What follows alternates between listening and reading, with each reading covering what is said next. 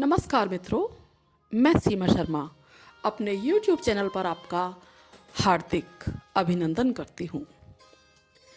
आज नारी इस टॉपिक पर आप लोगों के साथ विचार विमर्श करने का मेरा मन कर रहा है, तो चलिए बात प्रारंभ करते हैं। कोरिया से उत्पन्न नारी नाम का अर्थ है लिली। कोरिया भाषा में ना का अर्थ है लिली, जबकि री सौंदर्य और शालीनता का प्रतीक है। इस प्रकार दोनों को मिलाकर नारी नाम में लिली के फूल का लालित्य और री शालीनता या पवित्रता को समाहित करता है। संस्कृत में भी निरी शब्द में ई प्रत्यय जोड़कर नारी शब्द की व्युत्पत्ति की गई है, जबकि मुझे आज इस शब्द की व्युत्पत्ति कुछ इस प्रकार से करने की इच्छा हो रही है। न अर्यः यस्या सा, अर्थात ईश्वर की ऐसी संरचना जिसके शत्रु ही नहीं है, वह एक दर्पण के समान होती है। आप उसे वैसे ही पाओगे जैसी आपकी अपनी छवि है। अगर आपकी छवि निर्मल व स्वच्छ है तो नारी भी आपको उतनी ही निर्मल व स्वच्छ दिखाई देगी। अगर आपकी छवि धूमिल या मलिन है तो उसी प्रकार की छवि आपको नारी की प्रतीत होगी।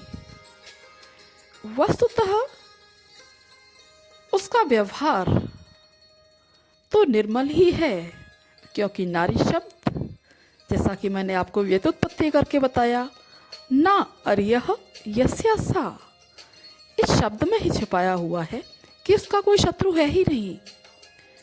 उसे ईश्वर ने इस संसार में पुरुष सत्ता की मदद के लिए भेजा है, फिर चाहे वह माँ के रूप में हो, बहन के रूप में हो, पुत्री के रूप में हो, या फिर पत्नी या प्रेमिका के रूप में।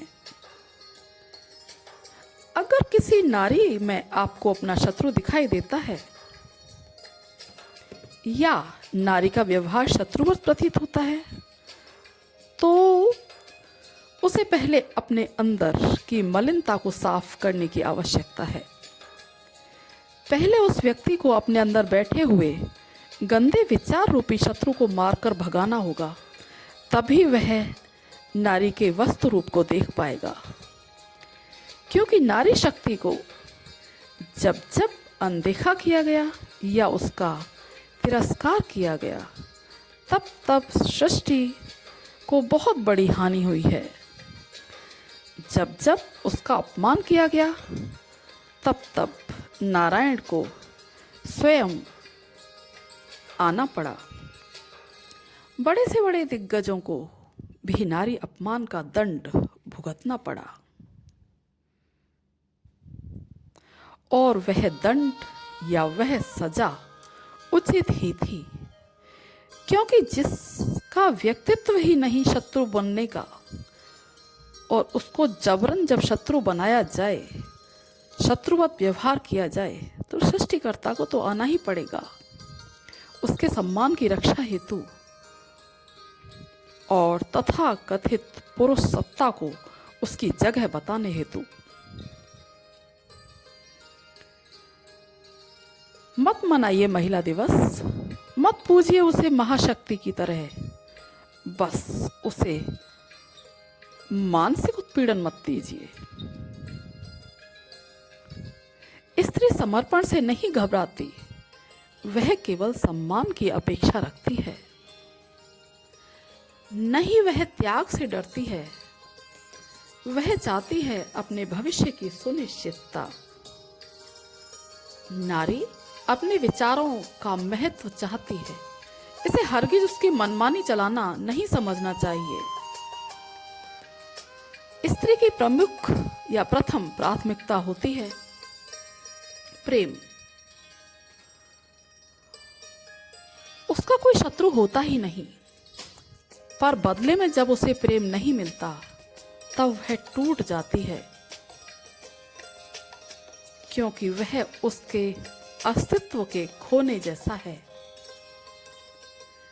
वह अपनी जिम्मेदारियां बखूबी निभाती है, वह कभी दूर नहीं भागती अपनी जिम्मेदारियों से, लेकिन अपनों के बीच में रहकर जब उससे बेगानों जैसा व्यवहार किया जाए, उसे अकेला छोड़ दिया जाए, तब वह टूट जाती है, वह बिखर जाती है।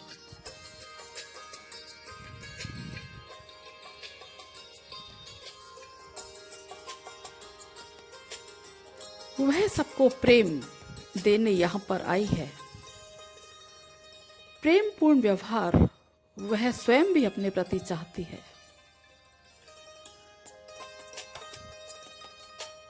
अतः अपने मन मस्तिष्क को शांत रखते हुए अपने नारी नाम को सार्थक कर देना चाहती है।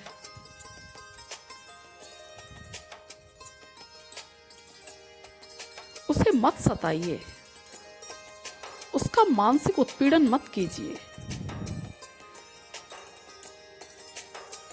नारी नहीं चाहती कि उसे पूजो, नहीं, वह कभी नहीं चाहती कि उसकी पूजा की जाए। बस वह स्वयं के अस्तित्व को खोना भी नहीं चाहती। उस सत्ता से डरिए जिसने उसे बनाया है, वरना वह दिन दूर नहीं कि मातृसत्ता का अवसान दिवस हो जाए और किसी वैज्ञानिक प्रयोगशाला से संकर वर्णी संतति परंपरा चलानी पड़े। IVF का चलन तो आप लोग देख ही रहे हैं। भविष्य में AI पावर्ड चिल्ड्रन शायद, अगर मातृ या नारी शक्ति का इसी तरह अपमान किया जाता रहा तो अंत में मैं कविवर जयशंकर प्रसाद की प्रसिद्ध पंक्तियों के साथ अपनी बात को पूरा करना चाहती हूँ, जो कि कामायनी का एक अंश है। कामायनी कविवर प्रसाद की एक प्रसिद्ध हिंदी रचना है, जिसका शीर्षक ही नारी प्रधान है। नारी तुम केवल श्रद्धा हो, विश्वास रजत नग पग तल में, पीयूष स्रोत सी बहा करो, जीवन के सुंदर समतल में। धन्यवाद।